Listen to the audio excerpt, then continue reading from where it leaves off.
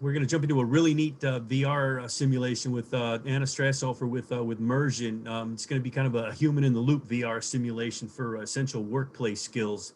It's a really neat session. Looking forward to it here. Anna, she's a director at Mursion, responsible for creating more conversations around applications for VR simulations for emotional intelligence training and finding new innovative learning programs and technology. And she has over 10 years in hospitality management. And as you'll see, she's really passionate about empowering the most important workforces, frontline employees, and that will elevate the service excellence and improve business outcomes. So everyone, please join me in welcoming Anna. Anna, go ahead, take it away. Hi there. So I just want to make sure that you can hear me and you can see my slide deck. I can hear you great, and I can see the slides as well. Okay, great. Thank you so much. I'm so thrilled to be here. And we are 1 week away from a nice break for all of us for Turkey Day and goodness. So, we'll definitely have lots of goodies to share with you all as well. Again, my name is Anna Strasshofer. I am with Mursion. I've been with the company since 2017. The company was founded in 2015. We are a virtual reality platform for learning soft skills and emotional intelligence to give people immersive practice and be able to really unlock that human empathetic potential. We're going to share a demo with you all today, and I can't see the chat, but I'd like for you all to share with each other as a nice little icebreaker. What are the top, I'd like to hear from you all, what are the toughest conversations your people are having right now? And while you're thinking or sending those out, I'd also like you to think about what is the risk of those tough conversations going wrong. So when we've done this survey in the past with hundreds of L&D leaders, and we have seen these numbers pretty much stay constant throughout the years, where the toughest conversations happening at work, we usually see customer service and sales, as well as performance discussions as the most challenging.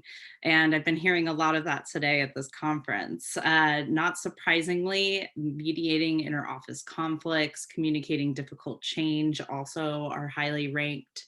And some specific examples of these could be nerve-wracking conversations around giving middle performers feedback, breaking bad news about changes in staff, asking for and hearing hard truths during times of change.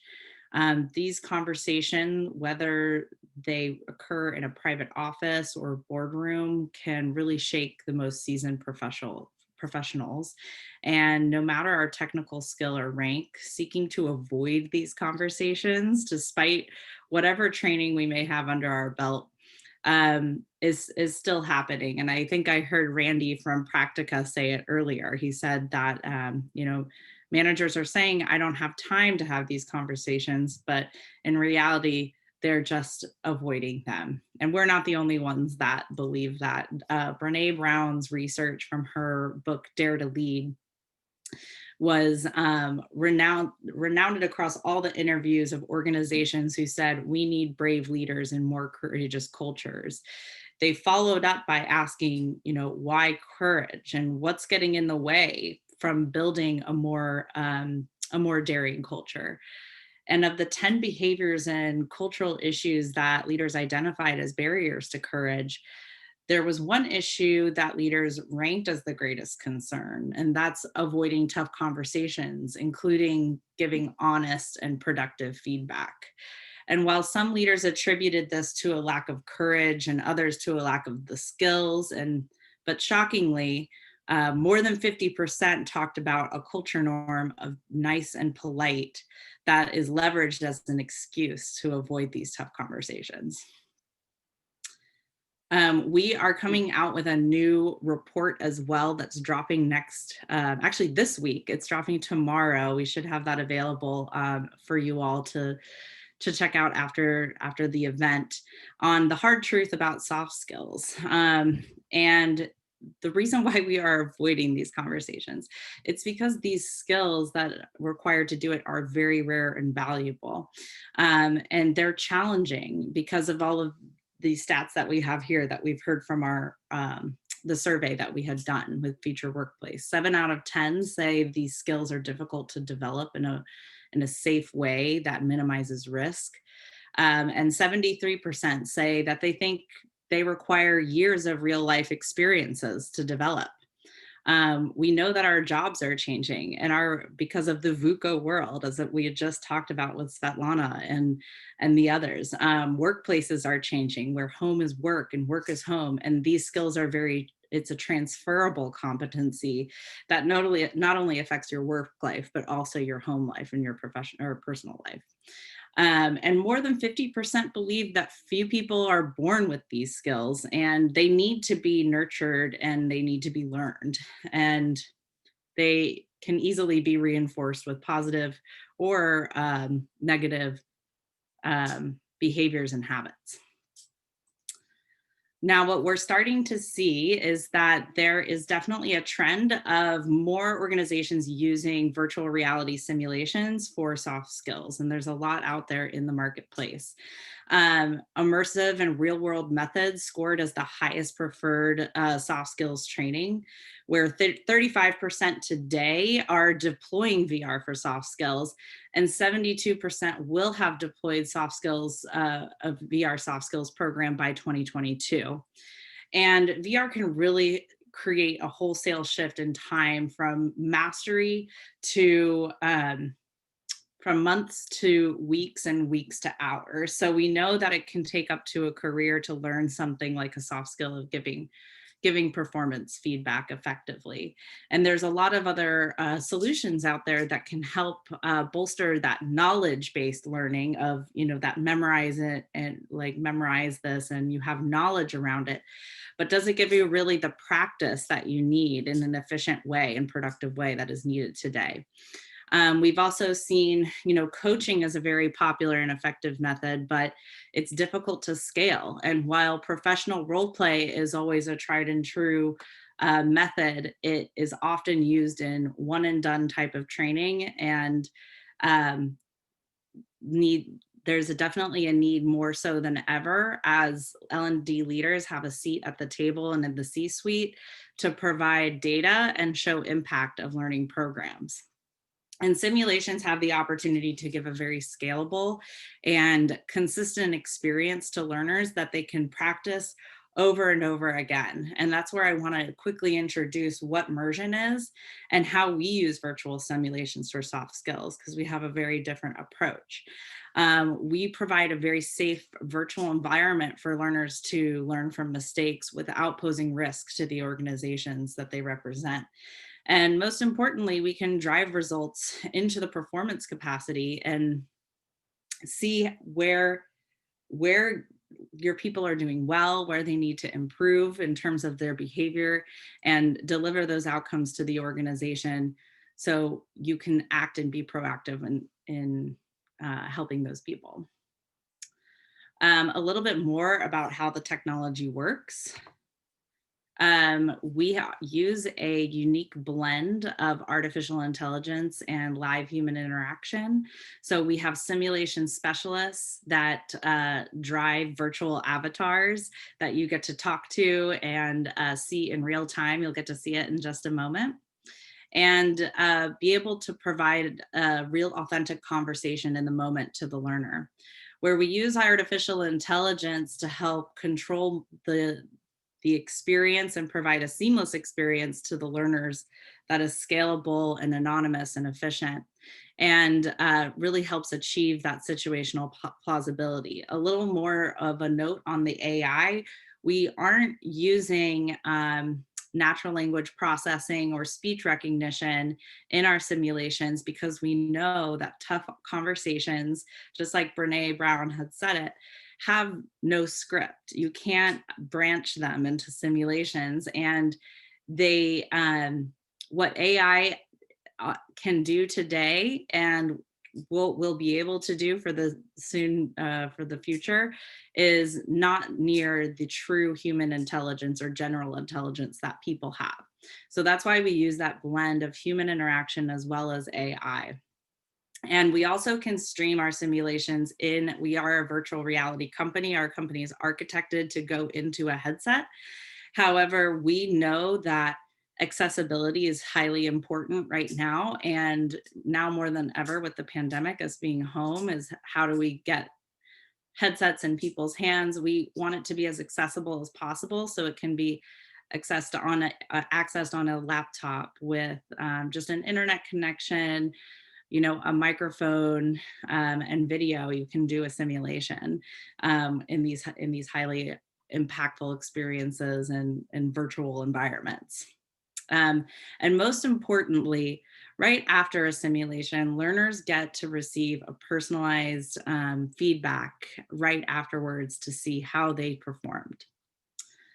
We find that learners enjoy the experience more, the experience of getting feedback so much more. And we also are able to survey the learners and see how they did. So I'm going to pause now my screen and now pull up the environment itself so you all can get a sense for what our simulations are like and how this is being used and utilized with hundreds of organizations today across the globe. So in just a moment, you'll be able to see our host environment. And I'm going to quickly share with you how the host environment works.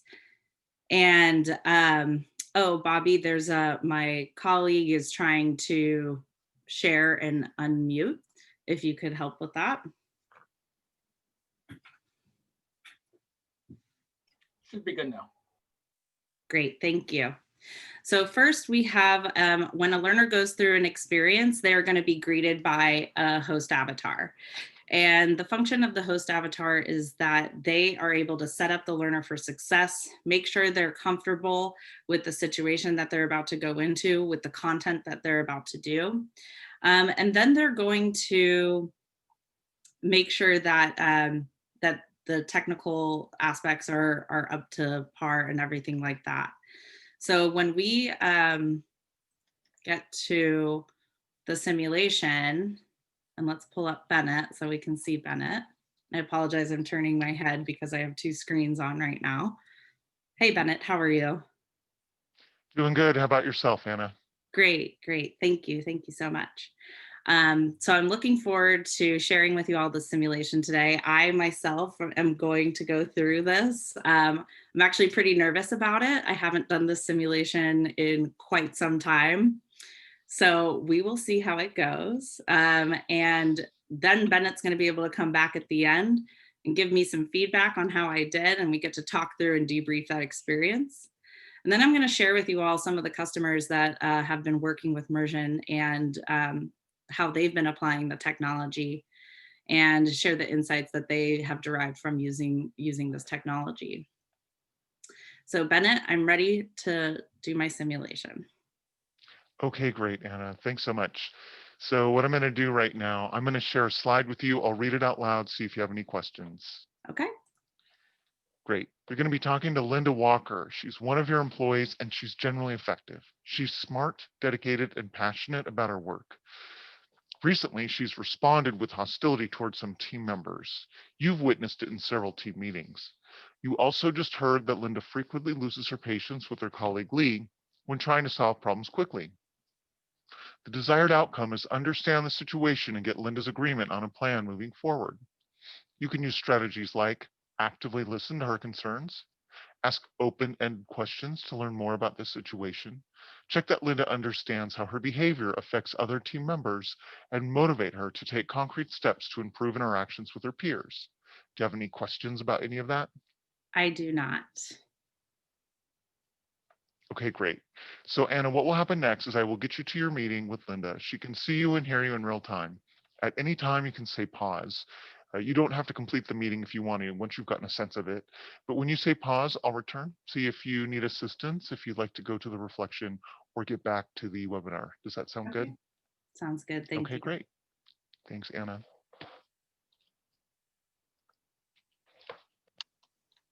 Hey, Anna, how are you? Hey, Linda, I'm doing pretty good. How are you? I'm good. I like your Golden Gate Bridge background. I miss the city. Thank you. Yeah, I needed to change it up. I'm missing San Francisco. I miss the traveling, and I'm definitely, Yeah. you know, feeling that. Yeah, for sure.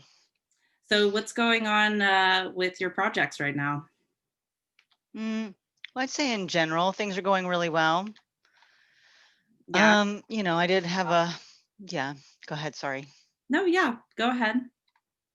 Well, just that I'm having a little bit of an issue with Lee. He and I are on a team together for a high stakes project. We had a communication breakdown. I had to deliver some direct feedback to him this morning. It's very frustrating. Oh, okay. So you had some issues with Lee. What Mhm. do you mind telling me more about the situation? Well, sure. So, like I said, he and I are working on this really high stakes external project. It's going really well. The client's very happy. But on Tuesday afternoon, the client wanted something done at the last minute. It fit the work that Lee was doing. So I followed up, called, texted, emailed to see if he could take care of it. Well, he never got back to me. And by this morning, I had to do it. It was overdue. So we had our team meeting and I went over to check in with him to see what was going on, that he didn't respond to all the ways I was trying to get in touch with him. And he's talking about how great it's going with the client and pretty much taking credit for it. So I told him how unprofessional he was being, not getting back in touch with me, and went back, and then I went back to work. Oh, wow. Was it just, I'm sorry, you said it was just you two in the break room, or were there other people present as well? Well, no, it was, there were a few people because the meeting had just ended. Mm, okay. Well, I can imagine your frustration, and I realize that you know you have been working so hard and have been doing such a great job with us. Thanks. Thank you. Yeah.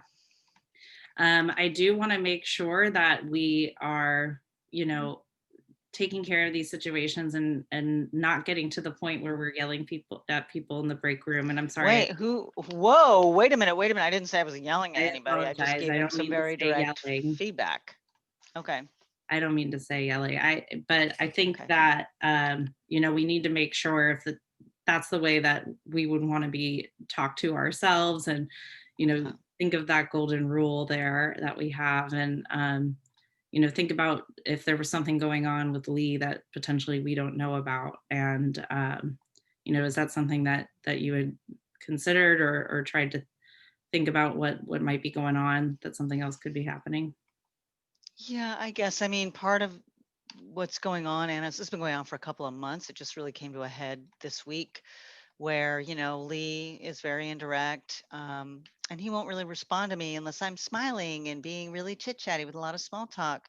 Okay. And that feels unfair to me. I don't see him asking any of the guys on the team to communicate that way. Wow. All right. Well, thank you so much for bringing that to my attention. I wasn't aware of that, and I'd like to address that moving forward. But I also just want to make sure and check in with you. And you know, we can't control what Lee does, and we'll definitely, you know, address that. But I just want to make sure that, you know, we have we can control ourselves, right? And I would like to Yeah. take steps forward on how we can address how we communicate with others and provide feedback to our team members.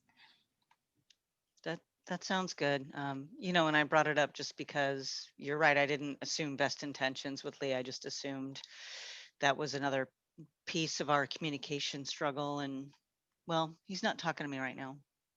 Oh, wow. Would it be helpful for me to bring us all together so we can have a conversation? Yeah. If you want, he's right outside. I could call him in for a moment. Okay. Okay. Hey, Lee. Hey, Anna. Hey, Linda. How are you doing today? I'm not great. Uh, Linda delivered some pretty strong feedback to me very publicly in the break room, and it it just took me. It was startling, and yeah, I just don't know. I don't know if I can work like this. All right, let's take a pause. Pause simulation. Nice job, Anna. Would you like to go through the reflection, or what would you like to do? Just if we can just do one, since we can get back to the Okay, presentation. Thank you. great. So wonderful. I'll just go ahead and ask you, in that conversation you had with Linda, what's something you did that you thought went well? I was trying to relate with Linda and be as understanding as I could be about the situation. I really wanted to hear her side of things, and because I know she's been such a great asset to the company, and I didn't want it to come across as anything punitive or harsh because she really is appreciated. Um, saying something like, mentioning yelling, I know definitely got her Mhm. defensive, and I could watch that moving forward. Yeah, yeah, absolutely. You did a nice job of asking her questions and uncovering information like that. This has been going on for a while, and that Lee's not talking to her. And also that nice adjustment you made when she did get defensive and you were able to diffuse it and get back in the conversation with her. So really nice job, Anna. It was great to participate with you today. I'll turn you back over to the rest of the webinar. Thanks, Bennett. All right, so that is a little bit of a simulation that Mursion is doing. I'm just going to pull back up my other screen here. Just a moment. In the meantime, Bobby, are there any questions that anyone has about the technology or Mursion? Yeah, about the technology, I think there's a little bit of curiosity as to the purpose of utilizing avatars as opposed to utilizing real-time role play. Yeah, and I think there was someone on earlier who does real-time role play, and while that can be very effective and helpful, we have found, and there's been research that came out of Stanford University's Virtual Human Interaction Lab. That's also where Jeremy Bailenson lab is, and he is, somewhat the godfather of virtual reality, that people have felt more comfortable with avatars. I actually have a slide on it. Let me pull that up. There has been, we also did a project with the California State University at Northridge, and they also had surveyed the learners, and they had preferred talking to the avatars because of role play. And I think that the main reasons for that is that it has a sense of safety and anonymity. There is something that is psychologically happening when you're looking into the eyes of other people. We also have the ability to change who the avatars are. We have avatars that range from age 5 to 70. So whether you're a teacher candidate that is going to be working with kids or a doctor, you have the ability to choose from avatars from all types of ages and demographics, to give that real sense of diversity and variety that is really going to occur in the workplace. And we found that, the simulation platform really provides this consistent practice that you can do repeatedly, and have a more kind of scalable aspect to it as well. And I wanted to also quickly share, we recently this year, it's a miracle that we got through this with H&R Block. They had actually applied this not in a leadership perspective, but in a customer service perspective. Like I said, I come back from a background of hospitality and really enjoyed sharing the benefits of frontline employees in service, and found that, by adjusting training to lead with empathy driven conversations, it was easier to support their customers, and they were able to see some immediate gains in their bottom line results around their hold time, talk time, transfer rate, and all those KPIs that improved with Mursion. And another example is working with LinkedIn on driving inclusive leadership, which actually started back in 2019. And we see definitely an increase in those themes of inclusive leadership, diversity, equity, inclusion, scenarios around microaggressions, building trust as well, and really expanding into that area this year. Yeah, And you had I can mentioned go into a little, how much time do we have? you've got about we got about 6 minutes left, you know, plus or minus a couple. So if you need to, if you want to get rolling with some additional information, feel free, and I can always follow up with a question later. Okay. Oh, sorry. I'm covering if you, that was in the way. Yeah, sure. Are there any other questions that I can answer? I'd like to leave some time to answer any Q&A. Yeah, it was actually one similarly related to the avatars there, and you had mentioned a pretty wide demographic of age ranges from the avatars that you have. Are you finding any resistance? I'm not just asking this because I'm old, but are you finding any resistance with the older demographic with utilizing the avatars, or are you seeing you know, the positive results all the way across the board? I have seen, and I've done trade show, you know, I've done so many conferences and trade shows. I've showed this to everybody in a trade show booth, you know, of all age ranges. I don't think that there's an age demographic. I think that there are always going to be outliers. I'd say 1 out of 500 people just can't buy into the simulation, but that's going to happen to any learning program. You're going to have an outlier. But I have never noticed it being really related to age. I'd say that there is, what I hear most commonly is that there is an adjustment to talking to an avatar and what that feels like. And that's why we have that host experience, because it gives that level, it gives you that comfortability of what it's like to talk to an avatar. We also tend to have like launch party events when we start new engagements. So there's an opportunity for learners to have an informal kind of chat with an avatar before going into that high stakes simulation, because we don't want them to be so distracted by the technology that they can't focus on the objectives of the scenario. And what most people commonly say is that it can take up to, you know, 5 to 10 seconds, and then they forget that they're talking to an avatar. That's the feedback that I get the most. And so yeah, that I've never seen it really related to, you know, a particular age range or something like that.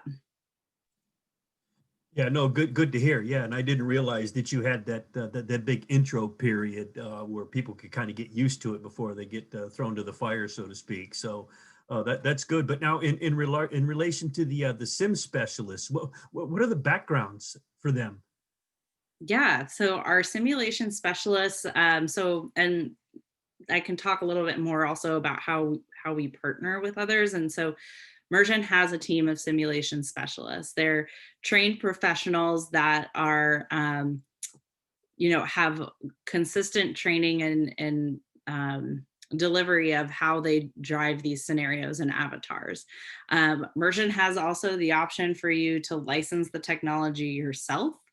We find that in a lot in the highly technical spaces, like in healthcare and in our teacher candidate programs, where we have they have their own set of experts who are simulation specialists who drive those avatars. But most of what Mursion does is we hire those that have performance and theater backgrounds. They have improv backgrounds as well, and those improv skills, they have this ability to be very observant. They have very strong qualities and skills of giving feedback as well. And they are the same pool of talent that you could use in a standardized patient program. A lot of them have had those jobs, voice actors, as well as in professional in-person role play training. But they love using the technology of being able to play different characters and use different vocal profiles and things like that that the AI is assisted with. Any other questions in our last 2 minutes? I wanted to say that the ebook that we are releasing tomorrow is, I'm going to be sharing that with everyone before Thanksgiving. So everyone's going to get the chance to see the latest that L&D leaders are saying about virtual simulations and the hard truth about soft skills. Okay, yeah, somebody had made a comment when you were first when you first started out talking about, you know, what are some of the toughest conversations, and I'm curious about as well. Somebody had mentioned about how to keep kind of a positive attitude in the midst of continuing social distancing. Is that something that's addressed through your program at all? Yeah, we actually at the beginning of the pandemic had a series of open houses because it was such a state of what are we doing, what's going on, and we just started having these navigating the new norm open houses where we actually started workshopping um, scenarios for leadership development that would be for COVID response. So how should we be talking to employees that are now moving from having a difficult transition from working in the office to working from home, people whose performances are all over the place during the pandemic and how to have those conversations.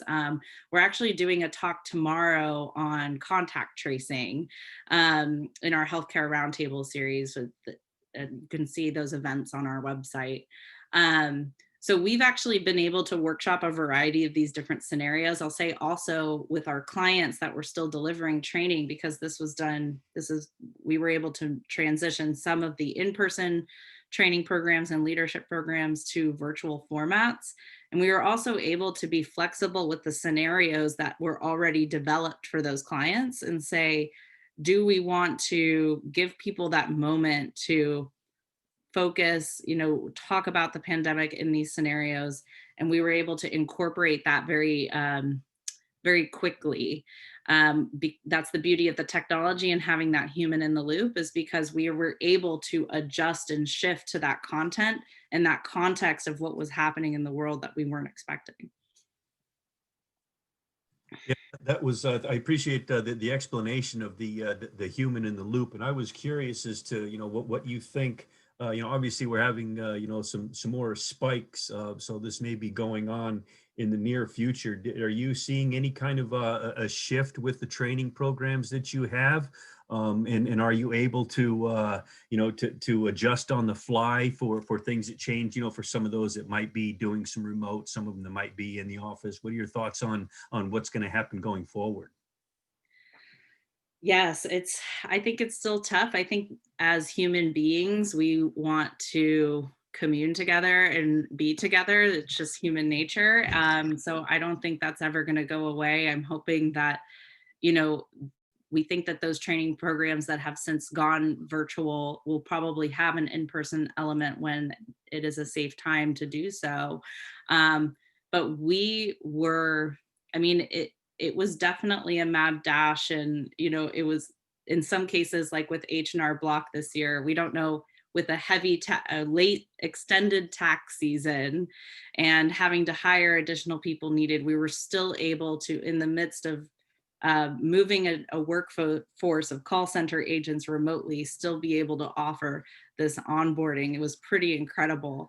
And we've had other successes as well, and especially higher education, where people needed to graduate and they had to get certain hours completed in order to get that graduation status. And a lot of these accreditation programs were giving the option to say, you can supplement this with a simulation because it's safe, and that's what people need to graduate. So we saw a lot of transitions from our social services and healthcare, mental health work, as well as our teacher education work, immediately say, we can't give our students field experiences that they are required to have to graduate. And they were able to supplant that with simulations and with Mursion as well. So we're seeing, and moving in terms of the corporate space, there's a lot of in-person leadership development programs. And I think more, it's what people have wanted for quite some time, is some blended aspect of a virtual learning component. And this has been, I think, a silver lining, a positive impetus to that change, and moving to be a little bit more agile, a little bit more blended moving in the future. However, I still will say people will still want to have face-to-face interactions when it's safe to do that. Oh yeah, no doubt, and that's good to hear that you're helping out so much on the educational side as well as in the corporate world. So appreciate it. Thanks, and as usual, it was tremendous info from Mursion. I'm sure everybody loved the simulation. And I'm looking forward to the ebook. That should be outstanding. So thanks so much. Speaking for everybody, I'm sure. Thanks so much for joining us again today, Anna. Wonderful. Thank you so much.